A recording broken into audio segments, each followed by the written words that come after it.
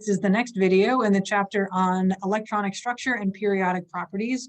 Before we move on to electron ionization energy, I want to throw in some information about the atomic radius of ions specifically, atoms with a charge. So we kind of hinted at the electron configuration of an ion earlier, but I want to take this moment to spell it out, how that works for both cations and for anions. So remember that cations are positively charged atoms. That's ones where there are more protons than there are electrons. So when we want to write the electron configuration, that long list of the address where each of the electrons live, we need to remove an electron. And so we're going to remove electrons from the orbitals with the highest values for n first.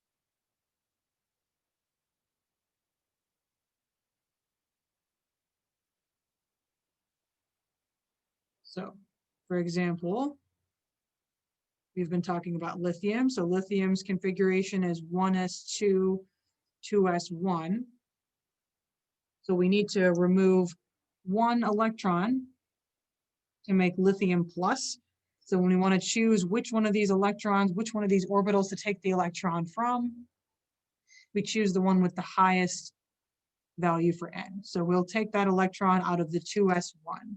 So that leaves lithium with an electron configuration of 1s2. Let's do a trickier example. Let's do vanadium. Vanadium is one of those weird ones in the D block. So we'll use the shorthand notation for argon, which is the previous metal. Vanadium looks like argon, 4s2, 3d3. So vanadium is right here. We step along this way and we can see that we fill the 4s2 orbital before we start filling the 3d orbital. So we actually jumped into the next principal quantum number before we'd finished filling the third subshell.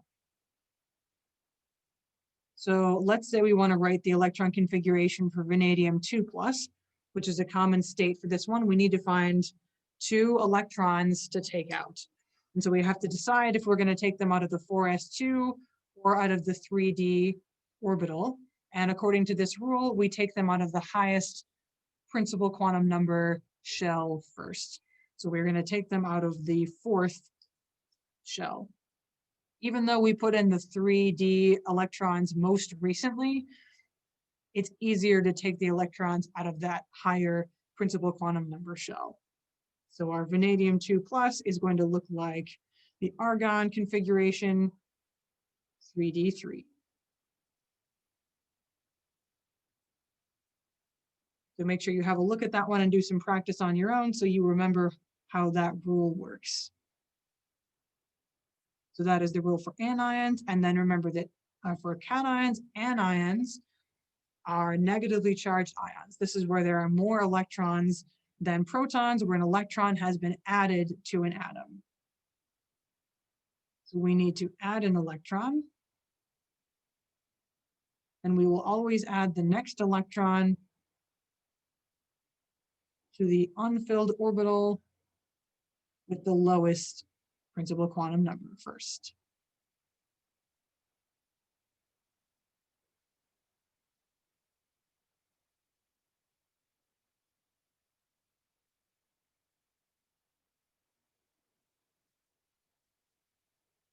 So let's do an example of that.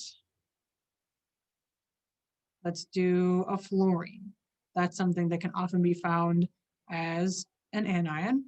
So its configuration as a neutral atom is 1s2, 2s2, 2p5. And let's say we want to make the fluorine 1-. So our rule is we're going to add to the lowest shell that's unfilled. So here we've got 2 shells with electrons in them. There's the first shell and there's the second shell. So the 1 is the lowest value of n, but this one is already full. It already has both electrons in its only orbital. So we move on to the second one, because the second one, the p orbital is not quite full. P orbital is going to hold 6 electrons, so there's 1 space available there. So we will add our 1 extra electron to the second shell, to that p subshell. So now we have 1s2, 2s2, 2p6. So that's pretty straightforward, where we put the electrons and where we take them away as we're making an ion. So now let's talk about how the atomic radius trend looks for cations and anions as compared to the sort of normal uncharged ions of a particular element.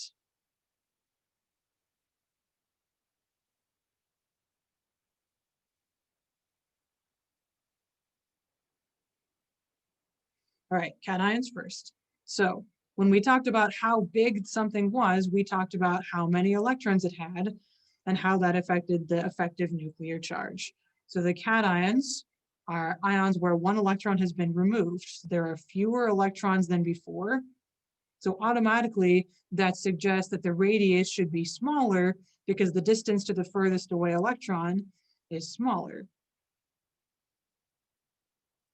This also makes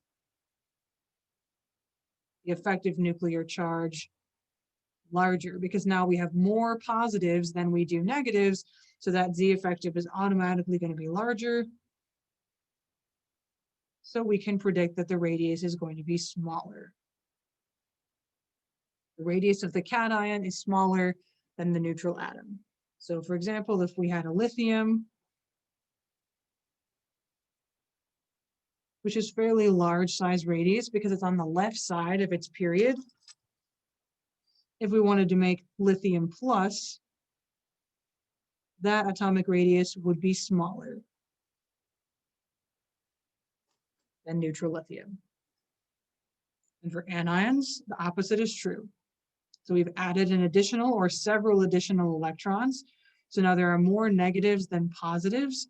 So the effective nuclear charge is going to be smaller because those electrons are going to be even further away.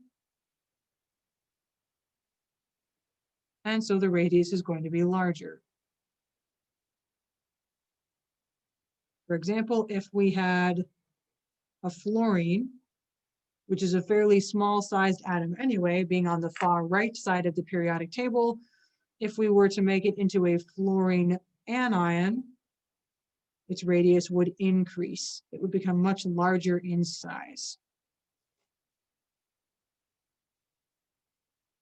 So now let's use what we've learned about this trend, atomic radius, to practice sorting some groups of elements. So let's do an example. Rank in order of atomic radius the following 3 atoms: scandium, barium, and selenium, all neutral. So we can check back our atomic trend. We are just going to memorize that looks like this, or we're going to rationalize it out. So we know that the largest radii are at the bottom left corner. So let's pick up our periodic table and try and locate these guys. So scandium is going to be here in the corner of the D block. Barium is going to be down here at the bottom of the S block. And selenium over here in the P block. So we've got 1 and we've got 2 over here. You can't actually see them on camera at the same time, but we can tell barium is both lower and farther left than either of those other 2. So barium is going to be our largest. And then we need to compare scandium and selenium, which are all in row 4. They're in period 4. Scandium is much farther left than selenium. So that means that scandium is going to be the next biggest, with selenium as the smallest. So that was good. And then let's try an example with ions. Rank the following ions in order of radius. We'll do gallium 3+, chromium 3+, and bromine -. And these are a little bit trickier. We can't simply just find these on the periodic table, because using the periodic table is only a useful tool when we're comparing the neutral uncharged atoms. When we're comparing these ions, we need to figure out how many electrons they have so we can figure out which one is going to be the largest. So let's write the electron configuration for each of these in the neutral form, and then write the electron configuration in the ion form, and then we'll rank them. So gallium is here in period 4 at the edge of the p block. So its electron configuration is going to be argon, 4s2, 3d10, 4p1. And when we adapt that to gallium 3 plus, we need to choose 3 electrons to take out. And our rule says we remove the electrons in the orbitals with the highest n values first. So that's going to be our 4th shell. 2 from the s orbital and 1 from the p orbital are going to be removed.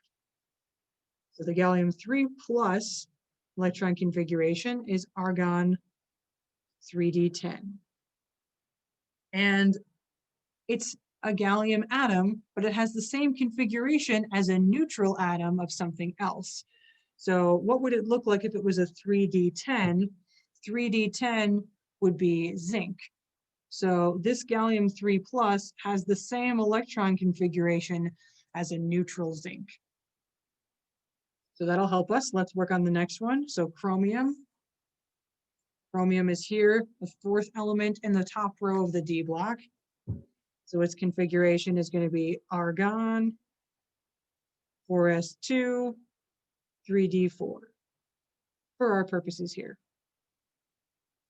And if we were to remove electrons to make it into chromium 3 plus, we remove them from the highest n value first. So we'll take the first 2 electrons out of the 4s2 because that 4 is higher than 3, but then we still need to take out a 3rd electron. So that 3rd electron will come out of the 3d shell. So missing 3 electrons, the chromium will look like argon 3d3. And we can check the periodic table to see what neutral atom this matches the configuration of. Our 3d3 element would look like vanadium.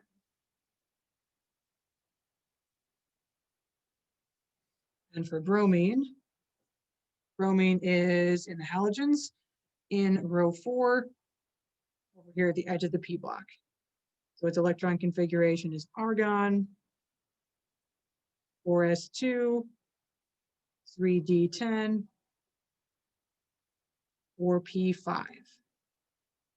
And this time we're making an anion, so we need to add an electron. So we add an electron to the lowest n unfilled. So our lowest n is 3 in the valence shell, but the 3 is full, 3d is full.